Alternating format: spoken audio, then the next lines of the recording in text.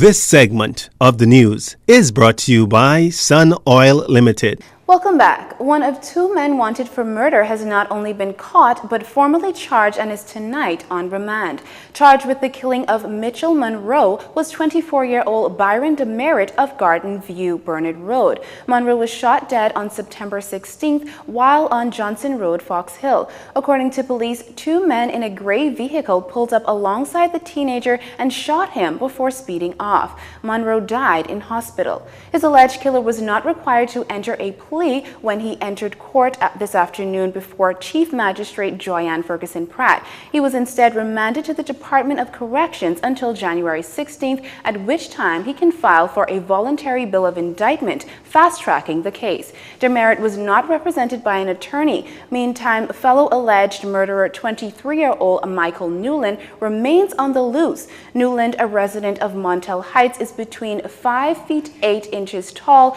and dark-skinned, slim built, armed and dangerous. Police are therefore urging the public not to approach him. Instead, call the relevant authorities at 911 or 919 or the nearest police station. Bimini police meantime reporting the arrest of 6 undocumented Jamaican nationals on Cat Key. The group was reportedly found in bushes. A Bahamian male was arrested in connection with the matter, and they are all handed over to the immigration authorities. Investigations are ongoing. Now, the drawings have been done and the information will be brought to Cabinet for a new school in Southwest New Providence that caters to both preschool and primary school students. At the last meeting I had with the Ministry of Works personnel, meaning the chief architect and others, it is estimated that this school is going to cost somewhere in the neighborhood of $20 million. Now, of course, we give or take, whatever is required. But it is, as you would expect, a desperately needed school in that area because a number of those schools are more than subscribed, and it is long overdue. And I'm happy that we are now at a place where we are potentially able to begin in the earliest portion of the new year, 2018, the construction of that school.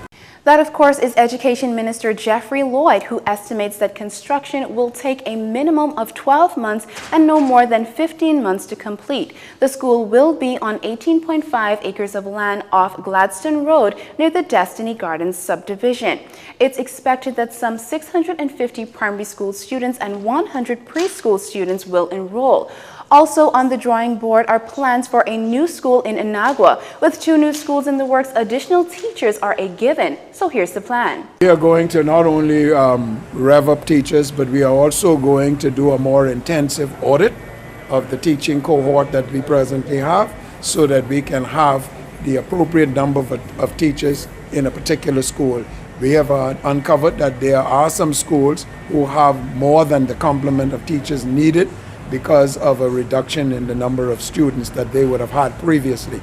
But yes, there is a deep concern about the shortage of teachers, particularly qualified teachers for preschool and primary school. That is absolutely a deep concern of ours, and we are working with the University of the Bahamas in order to upgrade that program to see how we might be able to, to facilitate more graduates.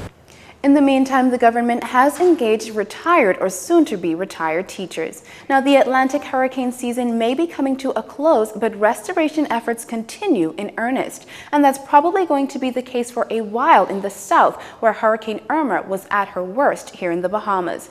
In the aftermath, Ragged Island was declared uninhabitable. Now, while lots of cleanup have been done, the reconstruction will no doubt take lots of money. And that's where local charity Head Knowles sees an avenue to once again assist. For the second time, the organization will host a telethon in hopes of generating sufficient funds to assist the rebuilding efforts. Head Knowles representative Patrina Farquharson. We are hoping to raise a lot of money for the rehoming, rebuilding. I mean, as you know, in Ragged Island, only a handful of homes and buildings are still in any shape for habitation. So we not only now have to give, emergency rations, but we're having to buy building supplies. We're having to consult builders. We're having to coordinate with many different organizations to make sure this happens. I mean, we would like for it to happen as fast as possible. So, of course, we have to have the funds to back that up.